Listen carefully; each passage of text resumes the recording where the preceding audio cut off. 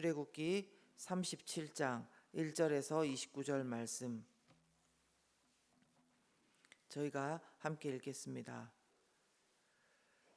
부살렐이 조각목으로 궤를 만들었으니 길이가 2규빗 반, 너비가 1규빗 반, 높이가 1규빗 반이며 순금으로 안팎을 싸고 위쪽 가장자리로 돌아가며 금태를 만들었으며 금고리 넷을 부어 만들어 네 발에 달았으니 곧 이쪽에 2고리요 저쪽에 2고리이며 조각목으로 채를 만들어 금으로 싸고 그 채를 궤 양쪽 고리에 꿰어 궤를 매게 하였으며 순금으로 속죄소를 만들었으니 길이가 2규빗 반, 너비가 1규빗 반이며 금으로 그룹 둘을 속죄소 양쪽에 쳐서 만들었으되 한 그룹은 이쪽 끝에 한 그룹은 저쪽 끝에 곧 속죄소와 한 덩이로 그 양쪽에 만들었으니 그룹들이 그 날개를 높이 펴서 그 날개로 속죄소를 덮었으며 그 얼굴은 서로 대하여 속죄소를 향하였더라.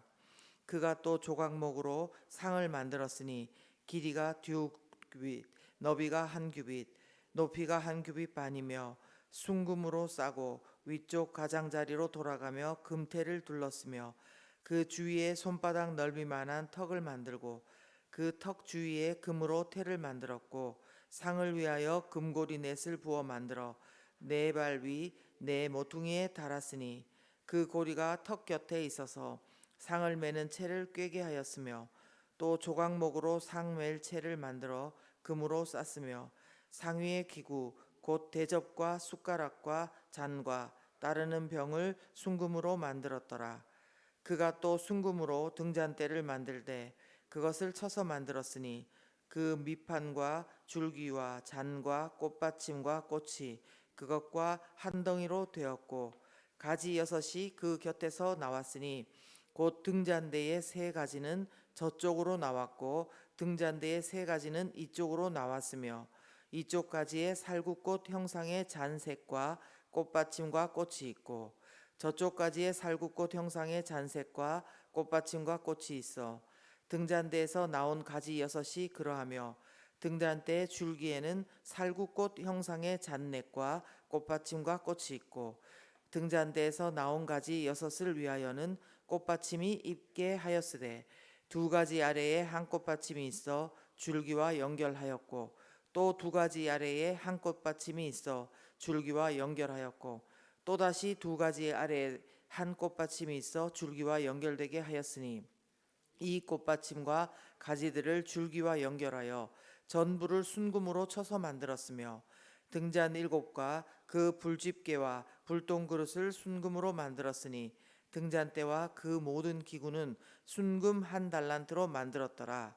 그가 또 조각목으로 분향할 제단을 만들었으니 길이는 1규빗이요 너비도 1규빗이라. 네모가 반듯하고 높이는 2규빗이며 그 뿔들이 제단과 연결되었으며 제단 상면과 전후 좌면과 그 뿔을 순금으로 싸고 주위에 금태를 둘렀고 그 태 아래 양쪽에 금고리 2를 만들었으되 곧 그 양쪽에 만들어 제단을 매는 채를 꿰게 하였으며 조각목으로 그 채를 만들어 금으로 쌌으며 거룩한 관유와 향품으로 정결한 향을 만들었으되 향을 만드는 법대로 하였더라. 아멘. 네, 함께 하인나 큐티 말씀 나누겠습니다.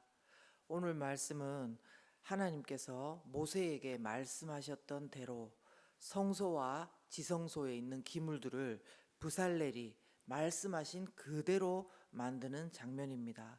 우리 25장부터 계속되었던 하나님의 그 성막에 관한 그 말씀 그대로 지금 부살렐이 만드는 것입니다. 가장 먼저 지성소 안에 기물부터 이제 만드는데요. 그 안에 지성소 안에 2개의 기물이 있다고 했습니다. 하나는 증거궤이고 또 하나는 그 증거궤를 덮은 속죄소라고 했습니다. 증거궤는 언약궤라고도 불리고 법궤라고도 불린다고 했고요. 왜냐하면 그 안에 2개의 십계명 돌판을 넣었기 때문에 증거궤, 언약궤, 법궤라고 부릅니다. 증거궤는 보시면 아시지만 조각목, 즉 아카시아 나무로 만들고요. 순금으로 유일하게 안팎을 다 덮어 씌운 겁니다. 바깥에만 덮어 씌운 것이 아니라 안과 밖을 다 덮어 씌운 것이 바로 증거궤입니다. 그만큼 중요하고 귀하게 만드는 것입니다. 하나님께서 직접 써주신 십계명 돌판을 넣을 상자이기 때문입니다. 다음으로 증거궤를 덮을 속죄소를 만듭니다. 속죄소도 똑같은 크기로 만들어서 순금으로 두 그룹이 뭐라고 말씀드렸죠? 천사라고 말씀드렸습니다. 천사의 모양을 이렇게 만들어서 날개를 맞대고 고개는 이렇게 아래로 속죄소를 향하게 그렇게 만들었습니다. 지성소는 하나님의 임재가 있는 곳이라고 했고 또 하나님께서 이스라엘 백성들과 만나 주시겠다고 약속한 곳입니다. 출애굽기 25장 22절을 제가 한번 읽어보겠습니다. 거기서 내가 너와 만나고 속죄소 위 곧 증거궤 위에 있는 두 그룹 사이에서 내가 이스라엘 자손을 위하여 네게 명령할 모든 일을 네게 이르리라 이렇게 말씀하셨습니다. 즉 속죄소가 그냥 증거궤 뚜껑만이 아니라는 것입니다. 우리가 속죄소라고 하면 별로 그 의미가 잘 안 다가올 것 같은데요. 영어로 이걸 말하면 mercy seat입니다. mercy seat. 지성소에는 제사장들도 못 들어가고 대제사장들만 1년에 한 번 대속죄일에 백성들의 죄를 속하러 들어갈 수 있는 곳인데 백성들의 죄를 속하기 위해서 실제로 피를 뿌리게 되는 장소가 바로 이 속죄소인 것입니다. mercy seat 여기에다가 피를 뿌리게 됩니다.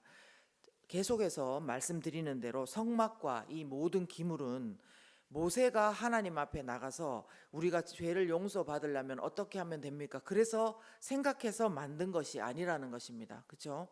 누가 말씀하신 것입니까?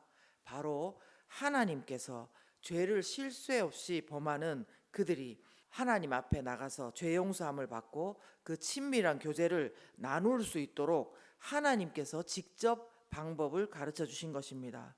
그러므로 이 속죄소뿐만 아니라 성막 안에 있는 그 모든 것 거기에 관한 말씀은 신실하신 하나님께서 잠시라도 하나님의 임재가 느껴지지 않으면은 원망과 불평과 죄로 하나님과의 언약의 관계를 뒤엎으려는 불신실한 이스라엘 백성들에게 그야말로 긍휼을 베푸시는 자리인 것입니다.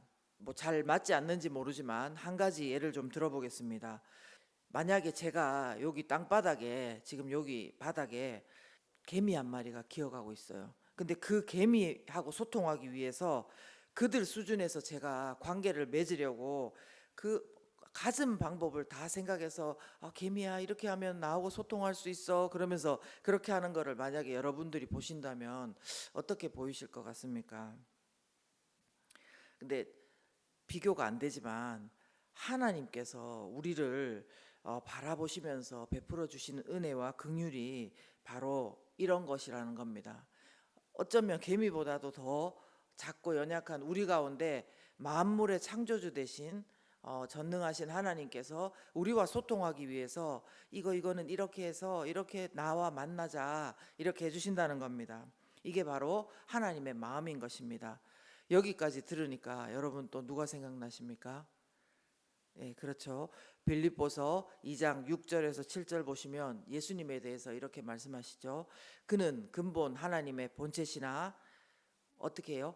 오히려 자기를 비워서 종의 형체로 사람들과 같이 되셨다고 하셨죠.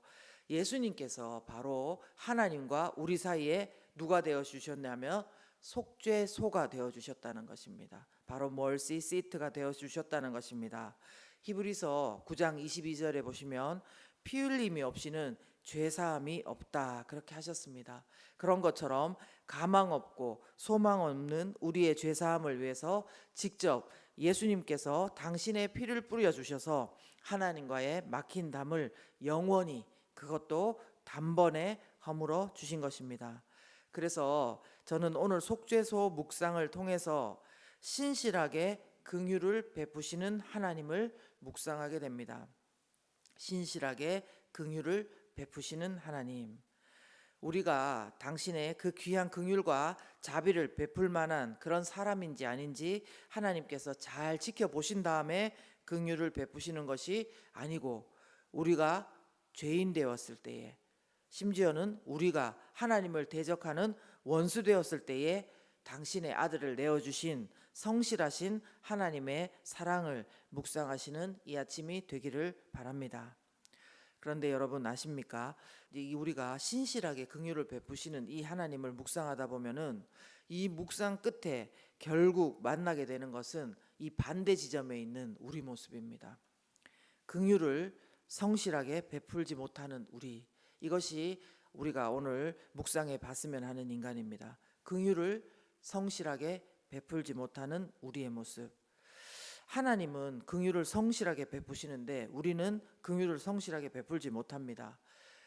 별로 필요하지 않는 물건이라면 누군가 나에게 그것을 주든지 안 주든지 거기에 별로 영향을 받지 않을 것입니다. 그런데 나에게 오늘 정말 필요한 양식, 나에게 오늘 정말 필요한 물건인데 너무 절박한데 누군가 그것을 나에게 주기로 약속하고 본인이 주고 싶을 때는 주고 본인이 별로 마음이 안 내키면은 안 주고, 만약에 그렇게 한다면 여러분 그것이 얼마나 그것을 기다리는 사람에게 수치스럽고 또 어쩌면 모욕적일 수도 있고 절망적일 수도 있을까요? 그렇죠?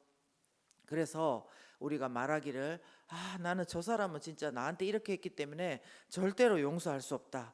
난 이해하고 싶지도 않다. 무슨 이유가 있는지 모르지만 나는 그 사람 이야기 듣고 싶지 않다. 또 누군가 옆에서 그럴 수도 있지 그러면 막 우리가 화가 나기도 하는 것입니다. 근데 그래서 이제 우리가, 그런데 하나님은 성실하게 우리에게 긍휼을 베푸시는 하나님이다, 이렇게 할 때 엄청 위로를 받는 것이 사실입니다. 그런데요, 여기서 우리가 한 가지 더 생각해 봐야 되는 것이 있습니다. 뭐냐면은요, 항상 우리는 우리가 힘든 일을 겪은 것만 내 위주로 조금 기억하는 경향이 있는 거 아십니까? 무슨 말이냐면은 내가 억울한 일을 당하고 내가 이런 일을 당한 거는 우리가 기억이 잘 나는데, 반대로 내가 그 사람들한테 혹시나 그런 일이 있을 수 있다는 것입니다. 여러분들은 그런 적이 없습니까? 저는 그런 적이 있어요. 제가 A라는 사람한테는 이런 거를 수치심을 겪었는지 몰라도 제가 B라는 사람한테는 제가 일부러 그런 거는 아니지만 그런 수치심을 겪도록 했더라는 것이죠. 우리의 현실은 내가 모르는 사이에 다른 사람에게 이렇게 될 수 있다는 것입니다. 이런 반전을 깨달을 때 참 얼마나 얼굴이 화끈거리는지 모릅니다. 그런데요, 이것을 아는 사람과 모르는 사람, 이게 겉으로는 표시가 안 나지만 영적으로는 하나님 앞에 엄청난 차이가 있다고 저는 생각합니다. 우리는 거창하게 누군가를 용서할 수 있는 그런 위치가 아니고, 우리는 오늘도 하나님의 긍휼을 입어서 변함없이 오늘도 우리에게 멀시시트, 속죄소가 되어주신 예수님의 속죄함의 큰 은혜 앞에 고개 숙이면서 눈물을 떨굴 사람 속에 내가 속하고 또 여러분도 속한다는 것입니다. 나도 용서받아야 될 사람인데 누구를 우리가 용서한다는 그것이 좀 맞지 않는 것 같다, 그런 때가 있는 것입니다. 사랑하는 여러분, 오늘 우리가 말씀 묵상 가운데 오늘도 성실하게 우리에게 정말 긍휼을 베풀고 계신 하나님으로 인해서 정말 감사하는 그런 시간 되었으면 좋겠습니다. 그러나 한 발짝 우리가 더 나아가 주의 은혜로, 만약 여러분도 저처럼 나도 얼굴이 화끈거릴 만한 남에게 그런 성실하게 어떤 것들을 베풀겠다고 약속하고 하지 못하고 있다면, 그것을 깨달았다면 얼굴이 화끈거리더라도 하나님 안에 이 시간 감사하게 되기를 바랍니다. 왜냐하면 이제야말로 성실하게 긍휼을 오늘도 나에게 베푸시는 하나님의 사랑이 오늘도 내가 얼마나 필요하고, 우리의 죄를 위해서 십자가에서 피 흘리신 우리 주 예수 그리스도의 보혈의 능력이 나한테도 얼마나 절실하게 필요하고 정말 귀중한 것인지 인정하게 되었기 때문입니다. 기도하실 때에요, 신실하게 긍휼을 베풀어 주시는 하나님 정말 감사합니다. 그런데 우리 자신을 돌아볼 때 우리가 긍휼하게 성실을 베풀지 못함을 당하기도 하지만 또한 우리가 그렇게 하는 인간이기도 합니다. 그러기에 우리에게도 너무나 이 하나님의 은혜가 필요하고 속죄소 대신 예수 그리스도의 보혈의 능력이 필요합니다. 우리가 이것을 깨닫고 또 하나님의 긍휼을 구하면서 나가는 우리 모두가 되게 하여 주시옵소서. 함께 기도합니다.